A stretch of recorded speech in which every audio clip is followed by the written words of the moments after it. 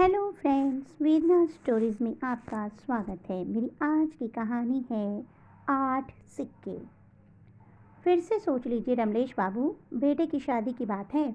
उसकी पढ़ाई लिखाई पर आपने इतना खर्च किया है और वो आपका इकलौता बेटा है। ये लोग बहुत गरीब हैं और 8वीं संतान है ये इनकी।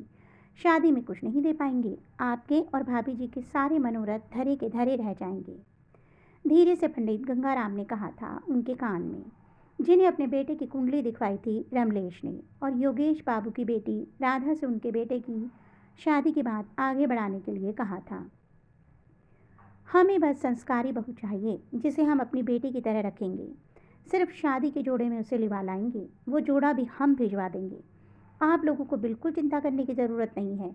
हमें लड़की और उसका परिवार पसंद आया और कुछ नहीं चाहिए। हमारा बेटा अच्छा खासा कमाता है और फिर मेरा वेतन भी अच्छा है। मैं दहेज मुक्त विवाह ही करवाऊंगा अपने बेटे का। मुझे सिर्फ योगेश बाबू आपकी लड़की चाहिए। यह हमारी खुशकिस्मती है जो आपसे हमारा रिश्ता जुड़ेगा, पर आप तो हमें शर्मिंदा कर रहे हैं। अपनी बेटी की शादी का जोड़ा तो हम बनवा ही सकते हैं।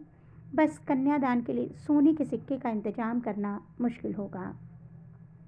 कोई ज़रूरत नहीं है आपको सोना दान करने की। आपकी बेटी ही सोना है। आप बस उसका हाथ मेरे बेटे के हाथ में दे दीजिए। योगेश बाबू अपनी बेटी राधा का रिश्ता रमलेश के बेटे गोपाल से तय करके अपनी बेटी की किस्मत पर नाच कर रहे थे। मेरी बेटी बहुत ही किस्मत वाली है जो खुद चलकर इतना अच्छा रिश्ता उसके लिए आया। उन्हें अपनी बेटी के विवाह की चिंता सता रही थी। अपनी 7 बेटियों के विवाह में अपनी सारी ज़मीन और पत्नी के गहने बेच चुके थे। अब उनके पास ऐसा कुछ था ही नहीं जिसे बेच दे। घर भी गिरवी पर था। क्या सोच रही हैं जी? बेटी की शादी का खर्च हम कैसे उठाएंगे? बेटी का कन्यादान कैसे करेंगे? मेरे पास तो अब एक भी सोने चांदी का गहना बचा ही नहीं है। घर आकर जब योगेश ने अपनी पत्नी को बताया तो उन्हें अपनी परंपरा के अनुसार बेटी के विवाह में सोने से कन्यादान की चिंता सताने लगी। अपने गले में काले मोती की माला को निहारने लगी थी वो। अपने इस मोतियों की माला में लगा सोने का वो लॉकेट भी तो उसने पिछले वर्ष ही अपनी 7वीं बेटी की शादी में दे दिया था। राधा की माँ, वो लोग ही सारा खर्च उठाने को तैयार हैं। बस लाल जोड़े का इंतजाम करना होगा। बहुत बड़ा घर है शहर में उनका और बड़े लोग हैं रमलेश बाबू। उनका दिल भी उतना ही बड़ा है। घमंड तो छूकर नहीं गया है।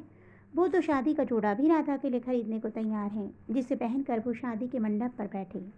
पर मैंने ही मना कर दिया। इतना तो हमें करना ही होगा। हाँ, मैं खुद उसके लिए साड़ी तैयार करूँगी। कुछ पैसे जोड़ रखे हैं, उनसे आज ही लाल साड़ी और गोटे किनारी ले आऊँगी। पर गिन्नी कहाँ से लाएंगे? सोना खरीदने की हमारी औकात अब कहाँ है?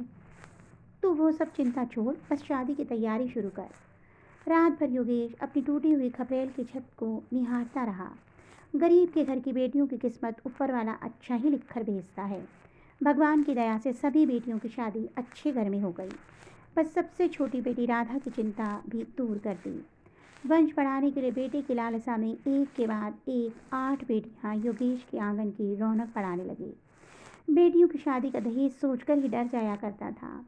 जैसे तैसे 7 बेटियों का विवाह तो करवा दिया। अब सबसे छोटी बेटी राधा का कन्यादान बाकी था। खाली हाथ कैसे दान दूंगा उसे? सदियों से पीढ़ी दर पीढ़ी प्रथा चली आ रही थी। बेटी का हाथ जमाई के हाथ में देते समय उसके हाथ में गिन्नी यानी सोने का सिक्का देने की। उनकी नज़र मंदिर में रखी गुल्लक पड़ी, जिसमें वो कभी कभार 1-2 रुपए का सिक्का डाल देता था। मन ही मन हिसाब लगाया, 500 रुपये से ज़्यादा तो हो ही गए होंगे। वो बिस्तर से उठा और गुल्लक तोड़कर पैसे गिनने लगा। 501 रुपये थे पूरे। इन पैसों से एक चांदी का सिक्का ही खरीद लेगा। यही सोचकर पैसों को सिरहाने में रख सो गया। अगले दिन जब उठा तो विचार किया कि ये पैसों की थैली ही दे देगा। रमलेश शहर में रहते थे, गांव किसी काम से आए थे। वहीं राधा को अपने किसी रिश्तेदार के घर शादी में काम करवाते और गीत गाते देख पहली ही नज़र में अपने बेटे के लिए पसंद कर लिया था। राधा के संस्कार और उसका रंग रूप,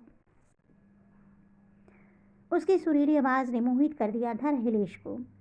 तभी उन्होंने मन में निश्चय कर लिया था कि राधा को अपने घर की बहू बनाने का। जिस घर में उसके कदम पड़ेंगे वो घर स्वर्ग समान हो जाएगा। उनके बेटे गोपाल को भी राधा बहुत पसंद आई थी। हफ्ते भर बाद ही शादी का मुहूर्त निकला। बहुत ही कम लोगों को बारात में लाए थे रमलेश बाबू। जितने मुंह उतनी बातें, और बस कमियां ही तो निकालते हैं लोग एक दूसरे की। कोई कहता गांव की लड़की ही पसंद आई रमलेश बाबू आपको, अपने बेटे के लिए एक पैसा इसके बाप के पास नहीं है शादी में खर्च करने के लिए, और आपके बेटों के लिए तो शहर में भी एक से बढ़कर एक रिश्ता आएगा।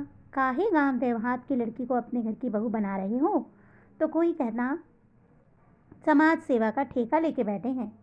रमलेश बाबू एक कान से सुनते उनकी बातें और बिना किसी प्रतिक्रिया के उनकी किसी बात पर ध्यान ही नहीं देते थे। शादी का पूरा खर्च उन्होंने ही उठाया। जब कन्यादान का समय आया तो योगेश बाबू ने वो 501 सिक्कों से कन्यादान करना चाहा, तो रमलेश जी ने उनमें से सिर्फ 8 सिक्के ही रखे।